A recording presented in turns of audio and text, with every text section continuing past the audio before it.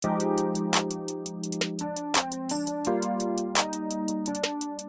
is the Wifed Up Now What podcast. I'm Koereyelle. And I am TK. And y'all, this is about to be more like a pod class, okay? Because we are here to give you marriage management advice for millennial wives. Period. From millennial wives. Uh-huh. And we happen to have a happy husband in the building. Yay! We got Pastor Philip in the building. Pastor Philip, welcome. What's up, ladies? Thank y'all for having me. Yes, We're excited to have a happy husband, Yeah. a man of God, one of the realest men of God that I've personally had an opportunity to converse with, which is what I am most excited about. That's fine. Because for people like me who, you know, I don't really claim to be like a church girl. I'm real honest about the fact that I don't know any Bible verses. We talked about that, right? We talked about it. Yeah. But I love God, and I do have a relationship. And I think that there are a lot of people out there who love God, have a relationship, but they don't necessarily fit into the boxes, but they have beliefs. And so if that's you, y'all are in for a treat because we're going to have a really, I don't want to say deep. It's not going to be heavy. It's going to be a good conversation. It might be. A little deep and heavy? Mm-hmm. Okay, it's going to be deep and heavy, Pastor Philip? Let's keep it real. It's going to be real. It can be all of it. Let's keep So it we all the way start the 100. show with some reactions, okay? Yep. So I'm going to play some clips because y'all know these podcasts, right? Here we are on the podcasting, podcast. I Here we know. are on the podcast talking about these podcasts. But there are a lot of just controversial conversations having on podcasts. And although the conversations are out there and they might be being had in a controversial way, a lot of the content are actually things that we should be talking about. Yes. So let's get into this first clip, and I cannot wait to hear what this man of God thinks. Our bodies is still, I told a girl the other day, our bodies don't even tell us to love y'all, it tells us to fuck y'all. Like it does, I said this, it's easy to fuck 3 girls back to back. It's hard to fuck your girl 3 times in a row, right behind each other. Like think about that, like if you really, think about that, right?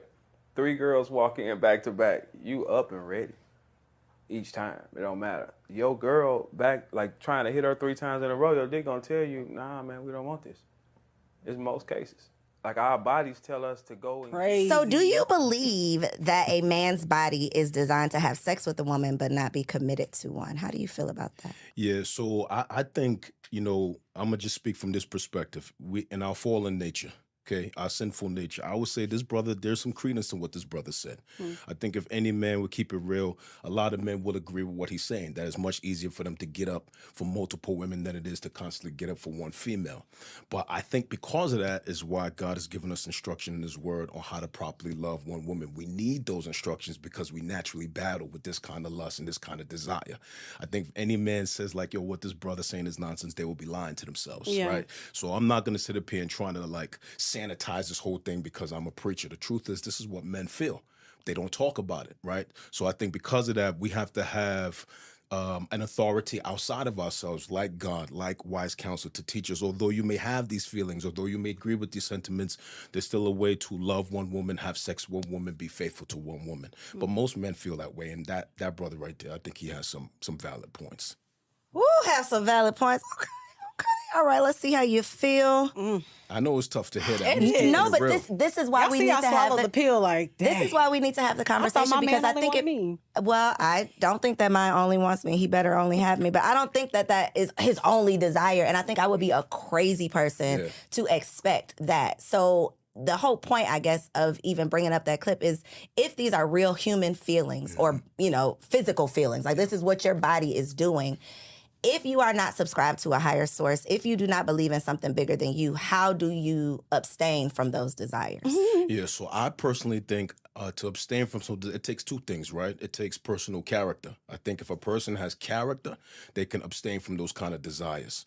I'm just going to speak from my own personal experience, right? So, prior to my salvation, prior to coming to know the Lord, I was a wild man, okay? My body count is pretty high.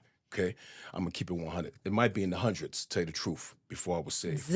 No, hundreds. Yes, with a plural, right?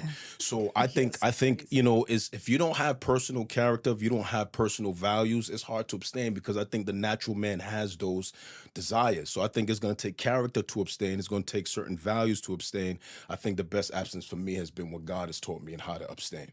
But men have those desires. Like for example, in the Old Testament, you see a lot of kings, a lot of men had multiple multiple wives. Let's keep it real. Solomon had 700 wives and 300 concubines. I mean, this man was getting it off. For real, for real. It's not till we get into like the New Testament era where there's more constraint on that kind of behavior, where now we're called to really love one woman, be monogamous with one woman. But the desire is there for most men. We're fallen creatures. If any man say that desire is not there, they're probably lying to themselves. So it takes discipline, okay? It takes discipline, but those desires are there. If those desires was not there, pornography would not be such a, it wouldn't be a multi-billion-dollar industry. Exactly. Now, I'm not saying that's like women are involved in pornography too. Let's keep it real, right? But it's mostly men driving that industry. It would not be a multi-billion-dollar industry if those desires was not there. Okay. I was going to say, he said some words, monogamy and the polygamy and all of that. I was ready Trigger to words, were you triggered? No, I wasn't. Well, I mean, I just had like 6 questions back to back. I think people, well, you brought up who was it, Solomon, who had 700? 700 wives, 300 That's crazy to have that concubines. much sex, first of all. That's a lot of sex for That one is a dude. lot. That's 1,000 women he that banging. thing probably broke. But Yeah. I think that's what people are looking at. Like, okay, well, that's what they did, and God approved of that. Why is that now all of a sudden a thing of monogamy? I think God approved of that for a season, right? I think God approved that for a season. I think for multiple reasons. I think first in the beginning, just to populate the earth. I think for a while, God understood that. Think about in the days of Solomon, men was not indwelt with the Holy Spirit.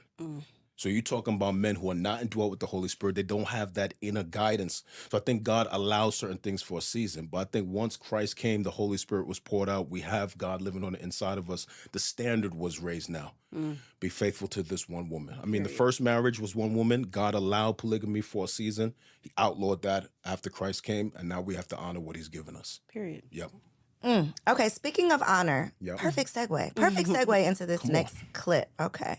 I don't respect men. Did you have a father that you respected? I didn't disrespect my father. He wasn't around. Okay, so that's the thing. So stop it there, right? You didn't even have the prime example of what you needed to carry your love for men in your later ages. Your father wasn't there to instill certain traits in you so you will accept a man's love. God's love comes through the father. So since you don't really know how to experience and digest a father's love, that means that you don't really know how to experience and take God's love, because that's where the love trickles down from, right? So, do you feel that the disconnect between men and women Yeah. could be based on the lack of fathers in the Absolutely, home? to some degree. I think fathers play an intricate role in the formation of their children. I think to say they don't is to be in denial. I think for this reason, this is why the enemy works overtime to remove fathers from homes, to remove them out of their lives of the sons and daughters. I think that there is something that a father provides for their children that is absolutely necessary for their mental health, their emotional health, their well-being. And I think in the absence of fathers, there is a certain level of handicap to some degree that a lot of us are raised with. And I think, but this does not say that a person who was not raised with their father cannot be a healthy, functioning human being.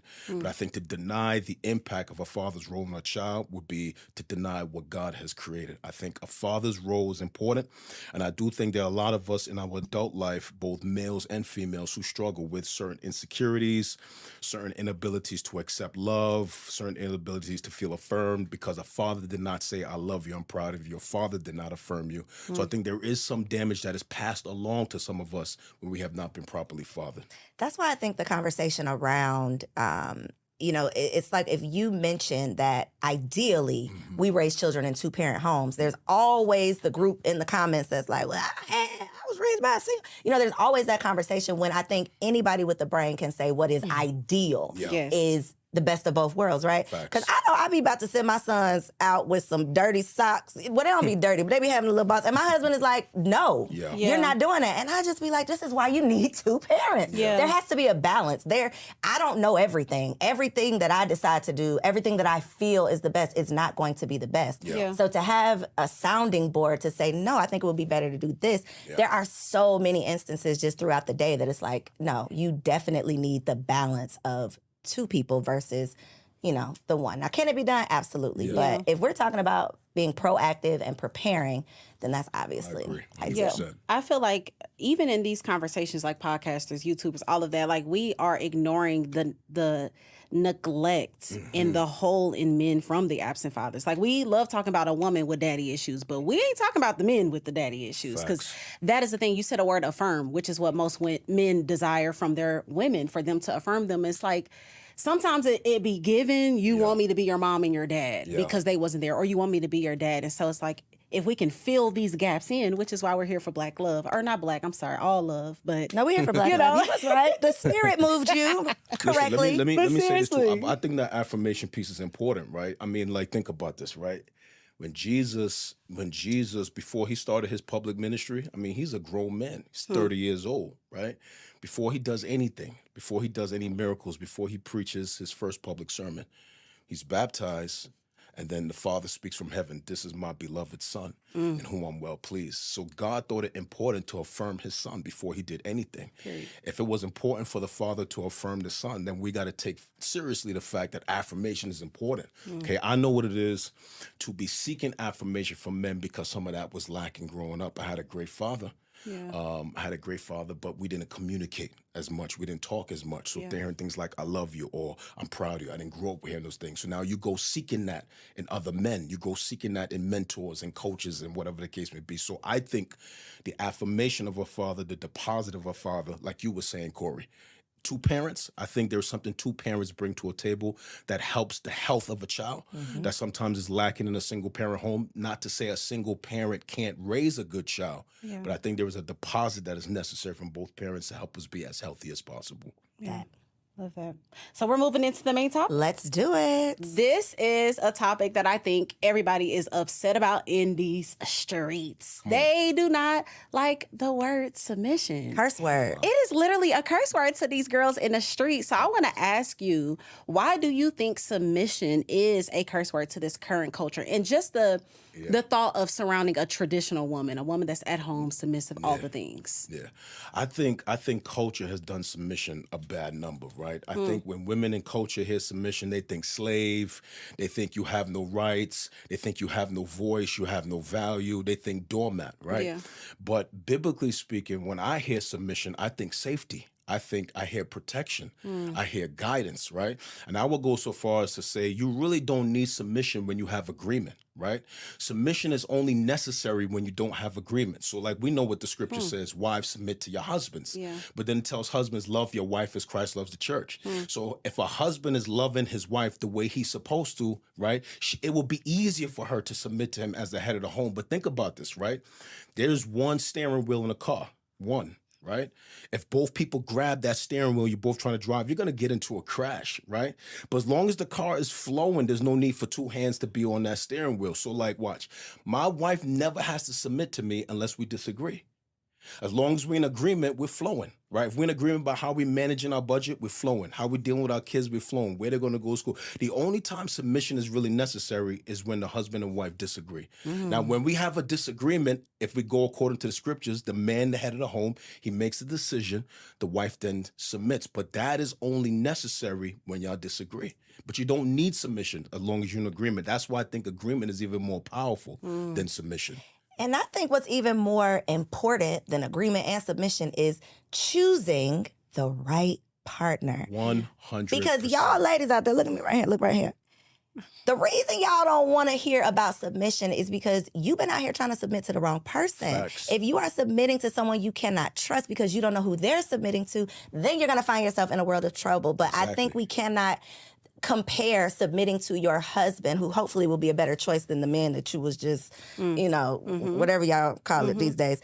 Hopefully that choice is a better choice, and then you won't have to question who you're submitting to. But I think we are just comparing it to the laundry list of men who were boys, and we're like, well, I'm not submitting to anybody. Well, no, you should not be submitting yourself to those bad choices. Yeah, it goes back to what you said last time about submission. You were saying, I think the question was, will we wake up and cook for our man at 3 a.m.? And it's like, most women with a terrible man will be like, hell no, of course not. And this, it's like, well, no, if he's a good man, he's a man of God. He's done something to deserve this at 2 a.m. He been out working or something. You're gonna get this turkey meal tonight. And so we gotta continue in this lane of submission, because I happen to read in the Bible, and it says to submit to one another. Yes. Out of reverence for God. So 100%. You know, the men love telling us to submit. Y'all supposed to be submitting to us too? I think so. I think a couple is wise when you learn to submit in the areas where you are the most weakest. Like, so there are areas where my wife is submitted to me, and there's areas where I'm submitted to her. So I'll give you an example, right? When it comes to the spiritual climate of our home, my wife is submitted.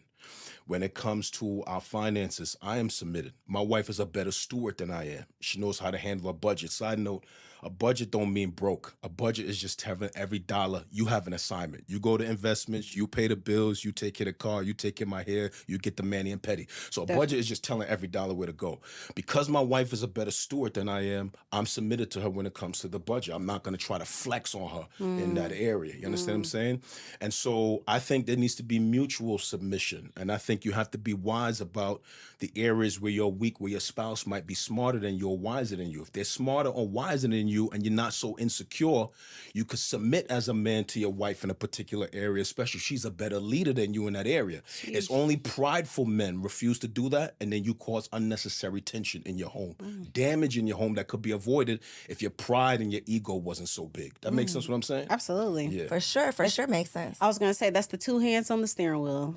That was the best example. That was it. The show was over after that. Yes. And so I want to talk about infidelity. Let's talk about it. It is a big topic in these streets as well, because I don't know. I've been kind of saddened that women are almost expecting men to cheat immediately. Women are literally the whole high value man. He got money. He is of any status.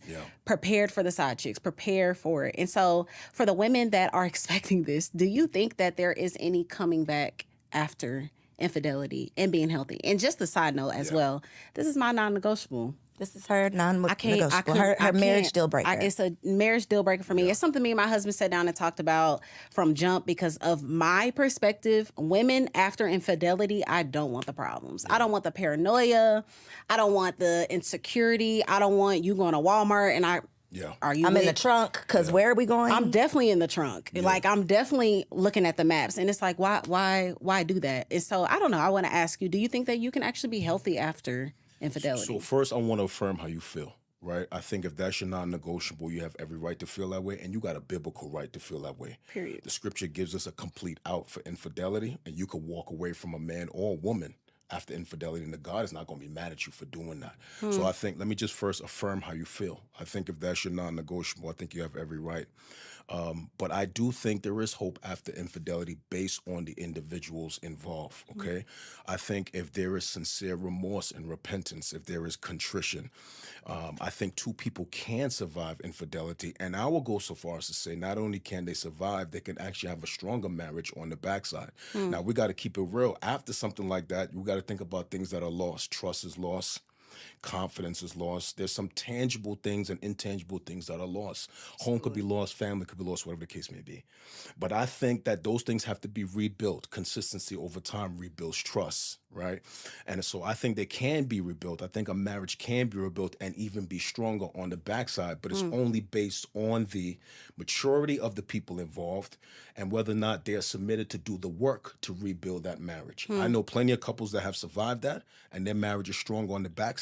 But I know couples who have not survived that because the parties could not go through something like that. So I think it's like, I don't want to say to each his own. It's based on the individuals, the maturity, the non-negotiables, and whether or not they're ready to do the work to repair what was lost. So do you do like counseling? Like I did counseling for like 7 years. First 7 years of our organization is 11 years old. So for the first 7 years, I did all the counseling. I stopped doing counseling. So I don't do any counseling now because I want to be free when I'm speaking on the pulpit, right? Gotcha. So you know how this go down is like, let's say you counseling somebody, all they dirt come out in a session, and then I happen to be preaching about something that had nothing to do with you, and then I'm talking about stuff, and then it's like I'm airing out your laundry across the pulpit. You're sitting there listening to me, and you hurt. So because I want to be free from that, I don't counsel anymore. I want to be able to speak on the pulpit, and not feel like I'm airing somebody's laundry, especially if I have some some harsh feelings towards someone coming out of counseling and something slip out of my mouth in the middle of a message. Like, I don't want to hurt people like that. And I'm gonna be real, right? I've done that. Right, let's keep it real. I'm not like, there's no perfect pastor. So I've hurt people from the pulpit. So I stopped counseling altogether. We got elders, associate pastors, spiritual care team that do all of that. When I'm speaking, I don't want to be handcuffed to nobody in the audience. So I want to be free. But you've talked to countless couples, I'm sure. Of course, I've counseled hundreds of So couples. so based on those hundreds, is infidelity more of a deal breaker on the man's part or the woman's part? Woman, 100%. Woman. I think for the people I've counseled, Meaning the woman will leave, or woman will leave. Yes. I think, no, you know what? Let me reverse the opposite, right? No, The no, man- no. Let me reverse it. It's a bigger deal breaker for the man. If your woman it's hard, cheats. listen, it's hard for a man to accept the fact somebody ran up in your queen. Like, that's Absolutely. tough for a dude to get over with. You know what I'm Definitely. saying? Like, somebody tapped that besides you. Another penis was in there besides you. It's hard for brothers to get over that. I think women are a little bit more gracious. They might even, look, some women put up 1, twice, 3 times, right? Yeah. So, for example, right, I know a sister, we're not gonna call her name on the podcast. She's popular in Atlanta, right? She's popular in the city. A little infidelity in her marriage, right? 4. Okay, this dude had 4 women, I think, 4 or 5 women. I don't know what it was, from what I've been told. She said, right, look, if he would have just tapped one chick, listen, he got drunk one night, went to the club, tapped one chick, I could probably get over that. 2nd time, 3rd time, 4th time. Crazy. Not only you tapping chicks, but now you got an emotional bond with some of these chicks. You got girlfriends. You know what I'm saying? You got Definitely. girlfriends. You That's got different. whole bulls on the other side. She Yeah. can't get over that. So I think men are less gracious. I think women are more gracious. I think it's hard for men to bounce back from that. So this conversation literally comes up on every single episode because me and TK feel different. Yeah. And I have to give a disclaimer and look my husband in my eyes every time I say this because it's not a deal breaker for me, but I have not signed a permission slip either. I just don't think that I would be logical if I believe that until I turn 100 years old, that this man it's just going to be me for the rest of I don't know that. And I'm okay with saying I just don't know that. But my question or concern is that it always seems like it's not negotiable on the other side. You know, if a woman steps out, if a woman slips up, I don't know how that would be possible. It's not negotiable. But I do think it comes down to whether or not it's habitual. Yeah. Because Yes. if you have a drunk Vegas night, that is something totally different than you have a girlfriend that you are dating. And you know, like it's a different conversation. Can I say something about this? Let me say something about this, right? I think it's important for us when people fall or when they make those kind of mistakes, you got to look at where the person was in that moment, and you got to look at the person's character, right? So let's talk about a man we all know had a fall. Let's talk about King David, right? This dude. You know, I don't know King David that well, but go ahead. So King David is a young dude. He becomes a warrior, becomes a psalmist. He writes songs, becomes a king. He's the man, right? Got wives, doing his thing.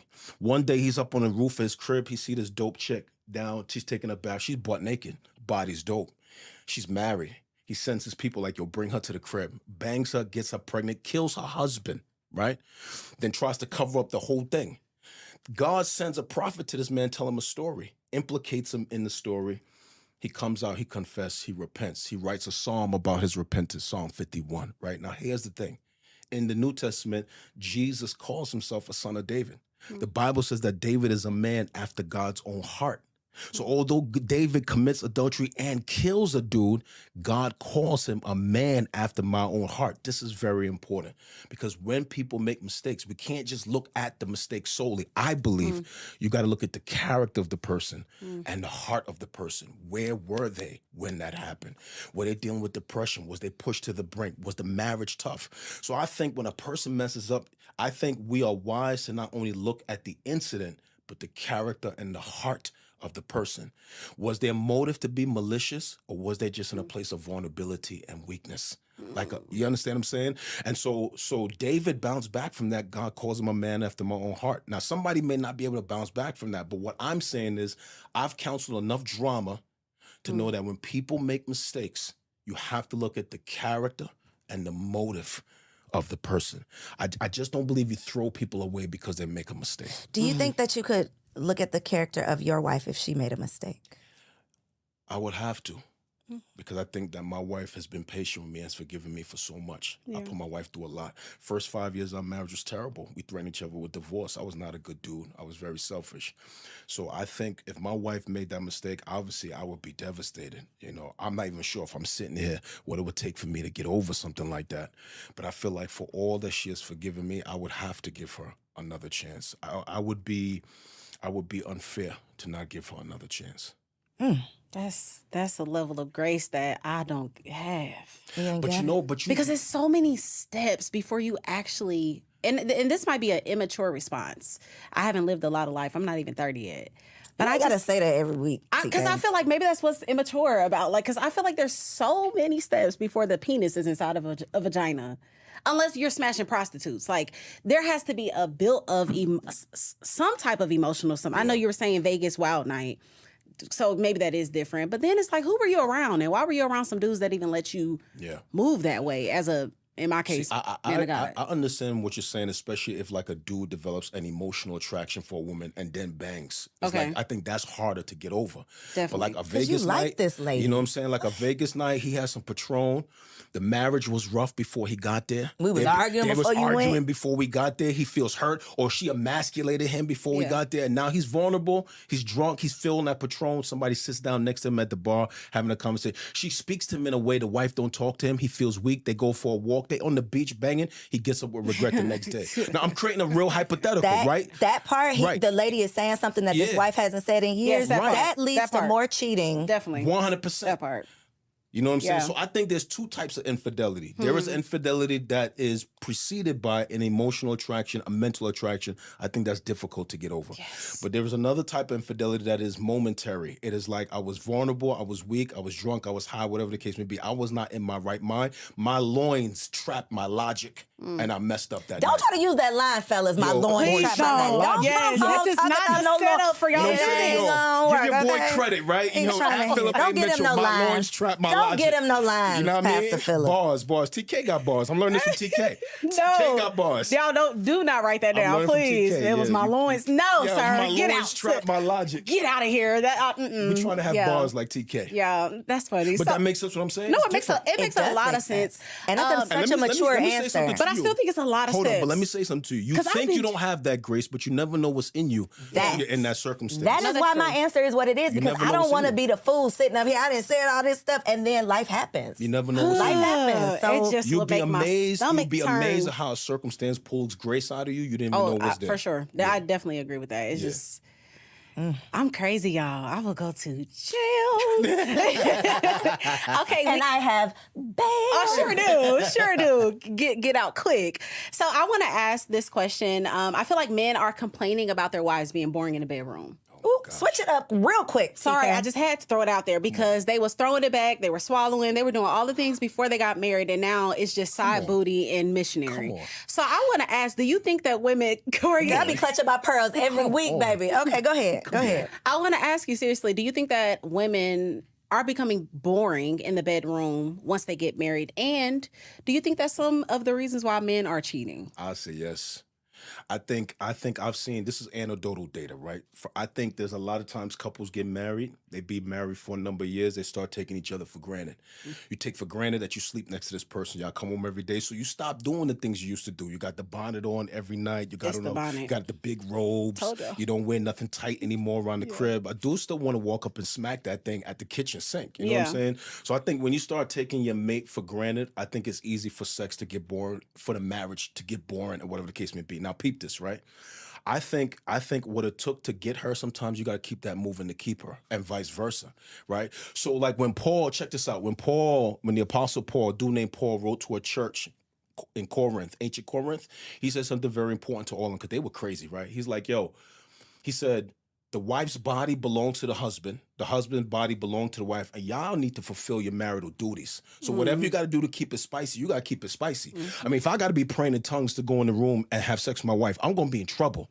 So I think you got to do what's necessary to keep the thing spicy. Now, if you don't believe that, that's on you. I think you got to do what you got to do to keep it spicy. Yeah. I don't think it should get boring. Try a new position. Try something different. Come home with some new lingerie. But I think you got to do what listen, you got to, look, Paul said, fulfill your marital duties. Right. Whatever that is in context, you got to do that. Yeah. Speaking of marital duties, do you think that it is healthy to have an expectation of gender roles in marriage? Gender roles in marriage. You're not gonna like my answer. I might. So I'm gonna say something that is gonna sound sexist. I'm not a misogynist. You might not like Not this the answer. disclaimer. Yo, I gotta Okay. get a disclaimer, yo. I gotta get a disclaimer. All right, listen to me carefully, right? Yo, God created a man. He created an environment and put the man in the environment. He gave the man instructions on how to work the environment. He gave the man everything he needed in that environment. And then he said, it's not good for this dude to be alone. I'm going to make for him a helper. And he creates a woman to help a man. Now, pause. You know what you see right there? Complementary roles. Men and women got equal worth and value, but God gave them complementary roles. And then it's expanded upon in the New Testament. Paul gives different instructions to husbands than he gives to wives. If you pick up on the nuance, he's trying to say, y'all have equal worth and value, but you have complementary roles that complement one another. And when they function properly, you feel good in your marriage. When they're not functioning, you feel tension in your marriage. So it's like a car, right? Like, okay, some of us know what it is to drive cars that are like it's out of alignment. The car, you ran a pothole, the car's out of alignment, right? You know what this feels like. You're driving and it's pulling to the left or pulling to the right. Now, you could keep driving that car if you want to. You're going to wear down your tires and eventually the tires are going to pop. You're going to get into an accident. So I feel like when husbands and wives or couples are out of their roles, it's like driving a car that needs an alignment. You're going to feel the tension. You want me to give you proof? Take a wife that tries to constantly emasculate her husband, dominate him, call him out his name, tear him down, crush him down. She going to feel tension in that marriage. Go the opposite way. Take a husband that tries to dominate his wife, control her, abuse her, mistreat her. They're going to feel tension in that marriage. But if he loves his wife like Christ loves the church, if she's submissive, if you do all the complementary things, you're going to feel more harmonious marriage instead of the tension. So yes, you do have different roles. They are complementary. And when you function in them, the marriage is going to function much better. Are you saying that they're defined? That's what I was going to say. Are there defined roles? Or are you just saying we complement one creating another? them? So the roles are nuanced. I think you have to be in agreement about what they are, but there are some instructions that God gives men and some instructions that God gives women that are different, which shows that we have complementary roles. Does that show up in like the protector provider versus nurturer? Yes. Got you. Yes. Okay. Hey, yo, I know as I'm saying this, I know people not gonna like that. Yeah, I already know get y'all off gonna right get now, but DMs. Ladies ain't gonna like that. I already know there's gonna be all kind of DMs off of that, but will it's be biblical okay. wisdom, yo. I'm Yeah. just telling y'all You it's can't biblical deny the wisdom. truth. The question was gender roles, right? Mm-hmm. Okay. Yeah. I mean, because it's like that's like saying, okay, the gender roles. Who take out the trash? Who gonna do the Right, dishes? right, Who right. gonna And see, when get you the baby start at night? naming things like that, It's like, then that's it not for starts me. making sense because I am not touching the trash. Right. So how can I complain that you also have an expectation of me? I think y'all got to be in agreement about who does what and what your roles are. You got to be in agreement. Like, let's say you got a wife, she has a green thumb, and the dude don't. If he's cool with her cutting grass, that's on them. I'm not gonna have my wife cutting grass. I'm gonna take care of that right now. I pay a dude to do that. Somebody gonna take care of it. It's Somebody gonna gonna get take care of taken the house, care of. right? You know what I'm saying? So I don't do laundry. My wife do laundry. Okay, you know. So I just think you got to be in agreement about what the roles are. And if there's tension there, y'all got to talk about that. You got to have communication. Yeah. But the roles got to be defined by the people involved in the marriage. Got you. So TK we don't have like, a. you don't like that, TK? TK don't like She's like, that, yo. because you don't feel like there are things in your household that are like your things. Outside of cooking, That's the only thing. Well, that's the thing, though. I'm just So saying you there's feel like something that you feel like is you your and Namdi thing. don't have no defined roles. he will wash dishes. I'll wash them. Yeah. Literally, So do the I. only I do thing that he's dishes. not doing. Like, I have taken out the trash. So all the My ladies wife was is taking out surprised. the trash? I mean, I'm like, I stay home, I homeschool my kids. I'm not gonna wait for you all the time to get this pal out. So I'll just throw it in. I mean, it's like 3 times a year, but you know, But it gets done. it still get done. So I don't know. I think I question think God. a Like, lot- did God define a man to be this? And the woman that, because even the conversation of beta males and all of this, like, okay, you said that your wife is good with finances. Well, in some cases, a woman would think that should be the man leading our the financial whatever highway in our relationship. So do you think that there are God defined, like, no, there's no negotiating if Who a does this man and who does that? should a man be That's doing good. No, something that's good. specific No, and a that's woman good. should be doing That's a good something question. specific? So I think there are some defined roles in the Okay. scriptures that are clear, and the rest of it, most of it is nuance. Let us know. So, for example, when God says to a man, God says in his word, the man is the head of the home. that is a clearly defined role. That's there in the New Testament. That role is a hard defined role. So I think there are roles in the scriptures that are hard defined for men. For example, God, I know you're not going to like this, right? God, in his word, in the New Testament, Paul calls women the weaker vessel. So tells men not to deal with them so harshly. So there are some roles that are clearly defined, but the majority of our daily roles, that's not defined in the Word of God. They're nuanced. We got to define that within the context of our own relationship. So yes, there are some, but most of the ones we have daily, they're nuanced. I think what Does that make the sense challenge, what I'm saying? no, it 100% makes sense. And I think the disconnect or the challenge is that times have changed, society has changed. So women are no longer always offered the opportunity or in an environment that allows the opportunity for them to be a homemaker and manage the home. So a lot of times we enter marriages and we still have the expectation of being a homemaker, except we got to lead a home and go work as well. So we have, now we're serving in both roles. It seems it's like you want the stay-at-home mom, luxuries, but I still got to pay some of these bills. And the math ain't mathing. There's only so many hours in the day. So I think that is where women struggle sometimes with the gender roles, because I just want to do my one role, but now I'm sliding into your role because I thought the man was bringing home the bacon. And just to say, like, that's literally my life right now. Like, I've been a stay-at-home mom now for 9 years. Yeah, have we been together? Yeah, so for 9 years, and I'm now getting away from home more and more and more. I'm getting booked more. I'm doing more. And so it's like, am I still expected to do what I've been doing when I had all these hours? Or, because I do think that we kind of get into marriage saying that a woman is supposed to do this, but if I'm paying half. So I think my wife was a stay-at-home mom for 10 years. During that time, I worked 2 jobs, sometimes 3 jobs. The reason I let her do that is because she wanted to be home with our children. She wanted to be the primary person with them during the day. That was her personal conviction.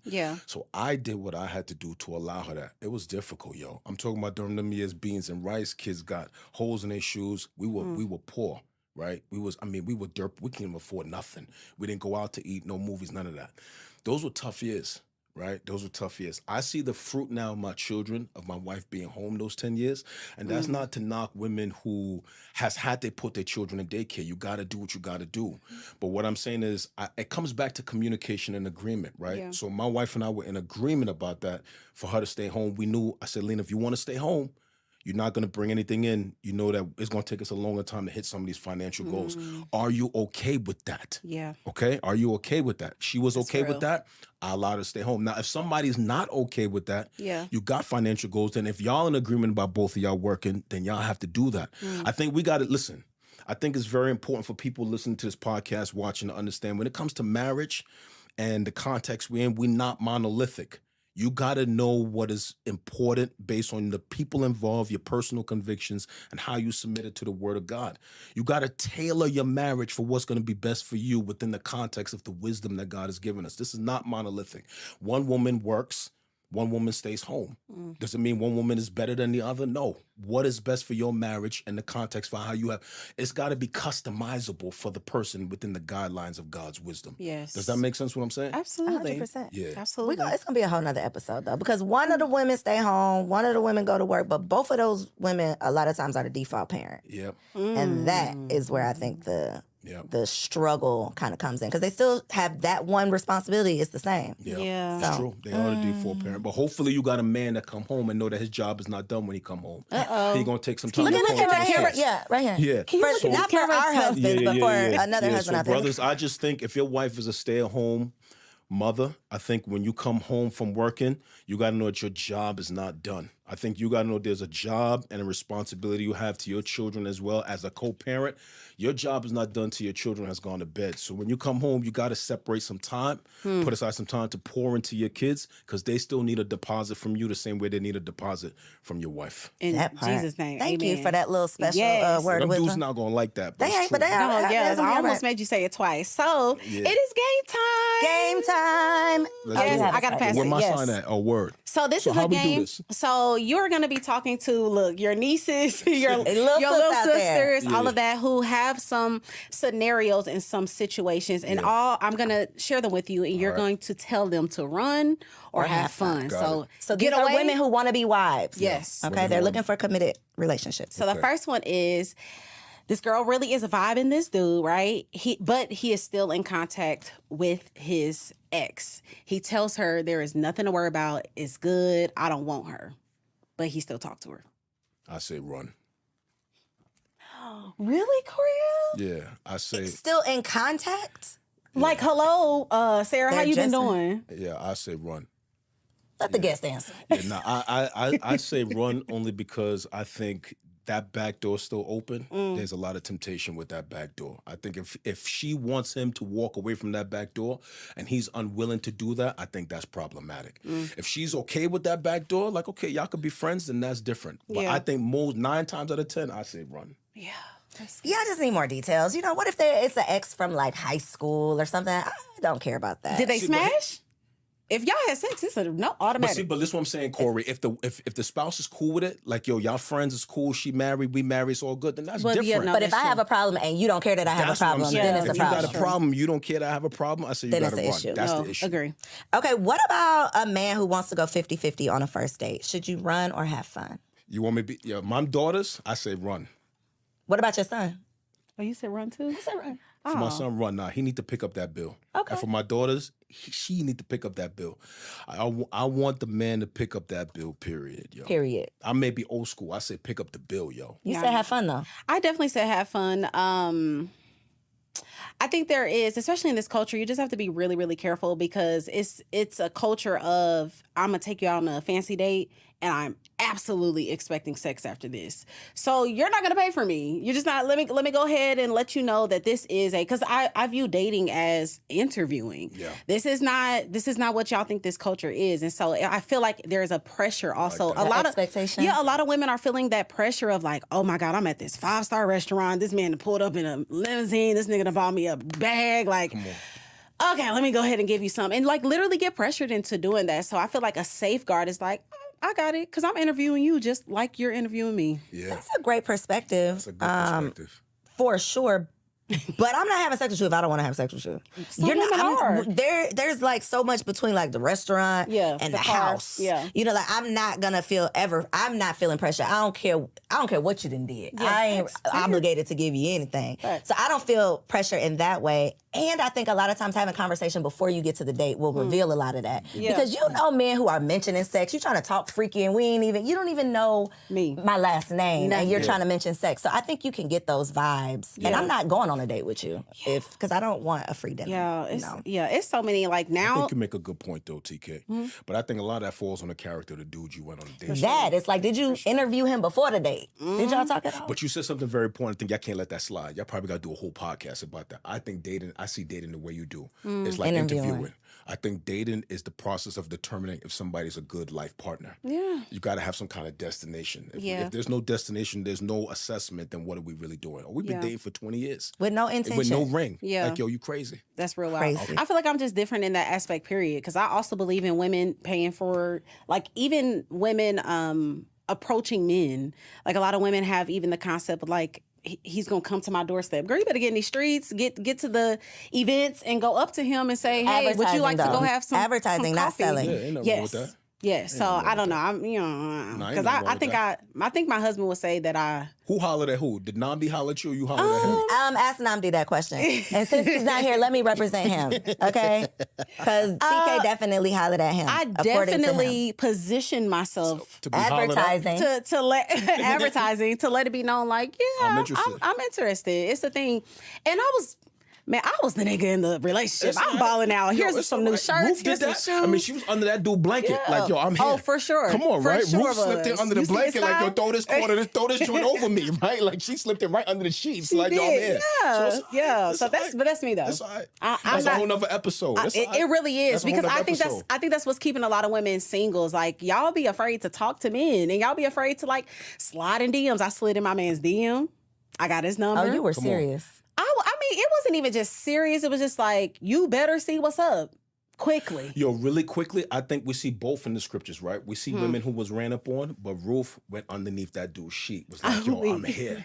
Like, I mean, you guys don't sanitize the scriptures, right? She slipped in under his sheets. Yo, throw that joint over me. I'm Yeah. right here at your feet. So That's she it. slipped in on him. Period. But then we have other dudes who ran up on their wives. And Yeah, so yeah, I yeah. think it's both. I think it's hard for women to even bring that to their being, because it's like, you are supposed to pursue me, but I don't even think it's a pursuit. I think it's a position. It's a position. It's making yourself available. Yes. Myself. Yeah. Okay, That's a whole nother episode. it really is. Yeah, Okay, yeah, so yeah. the next one, they have been together for years. They lived together years, plural. Yes. And this Negro ain't proposed yet.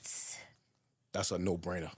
Get out Yeah, I of think there. we're definitely all in that's agreement wrong. on Yeah, that you for gotta sure. Get out of there. Yeah. I feel like you are enabling him, and that you are not giving him no incentive to put a ring on that. I think you got to get out of there. I wouldn't want my daughter in that circumstance. Facts. Is there a reasonable timeline? Like if your daughter was asking you. If my daughter was dating a dude, I think anything beyond 2 years, 3 years, I think for me is problematic. I think if you've been dating for 7, 8 years, like he has no intentions of taking this any. You enabling him at this point. Yeah. What are we doing here? And what's the what are we point doing? of marrying? Yeah, what are we doing? Y'all getting everything. Yeah, what are we doing? Okay, last one. Last one? Man, I've been enjoying this. Oh, yay. We're not done yet. Don't worry, we're not done This yet. is a big one. This is a big This one. is actually from the girls. Oh, this is for the girls. Go ahead. Okay. Because I asked my followers what they want me to ask you. And so a lot of women in these streets are feeling like they're way more spiritually mature than their men. So they're getting a little scared about that. And they're wondering if they should continue in this relationship with a man that might be a little baby in his beliefs. And you know. I say have fun. Really? Yeah. The only reason I say that, I think from anecdotal data, I think women are just more mature than men. Spiritually, men are naturally carnal. Okay, if they say otherwise, they're lying. Okay, and I think you can be with a man that's spiritually mature and see him grow and encourage his growth. I think there's potential in men that way. So I would just say you can have some fun, but it's based on, do you see motion? Is he trending in the right direction? Yeah. If he's not trending in the right direction, I think you got a problem. Yeah. I'm going to say run. No grace. TK ain't got no grace. Leave him right now. Leave immediately. No, again, this is all perspective and experiences. For the women that I have coached and every woman that I've really talked to, most of the time the men are, I'm talking about like, the women are teaching them about God, like leading them in the Bible, leading. And I think this is what gets back into the whole like gender roles and positions and where God designed us. Because it's like, as you said, women are more mature. And it's like, so if we're so much more mature, we're typically better at more things. It's giving. What is it giving? What are y'all doing? But I've seen both. So you know what I do. Right? Yeah. And I've counseled people. I've seen women be with dudes who are spiritually mature who now are leading ministries and pastoring churches. And I see women get with dudes who are spiritually mature who are now suffering, headed for divorce. So I've seen both. Yeah. I think it's all about motion. If somebody's trending in the right direction, I think it could work. If you see they're not trending in the right direction, I think it's problematic. Yeah, I'm like, how long it take? And I'm the baby. And I'm a spiritual, I'm growing and learning and evolving constantly. And thankfully, my husband, we're on the same page. We're our path, we're going in the same direction. But I don't think that would necessarily be a reason to give up on someone, considering how they are. Are they open to it, or are they like, no, I'm an atheist? I think there's a conversation. It's like, teach me something. Maybe I just don't know. Yeah, I think of scenarios like a woman that has been abstaining. She's really taking her walk with the Lord seriously. She hasn't had sex. She ain't watching porn. Okay, now, no, that's different. But we got to talk about the levels of spiritual maturity. And this man is out here bad. He's most likely tempting you to have sex with him, still at the club. See, that scenario, I say run in that scenario. But he goes to church. He's trying. He's just like getting rid. Y'all know, like the beginning days of when we come to Christ, like we're still struggling, still kind of letting go of the pills and the drugs and all of that. But you got this woman who was abstinent. She held herself down. And I got this kid almost that, is still kind of. Yeah. But he loves the Lord. So in those circumstances, 9 out of 10, I haven't seen those work. As I say, they can't work. So I think if that's the case, you might need to run. Yeah. But I think if there's motion, if he's really trying, I think you could have a little bit of fun with that. I agree. Okay, so we need details. You ready to get spicy? I am. So this is TK's favorite segment. Spicy.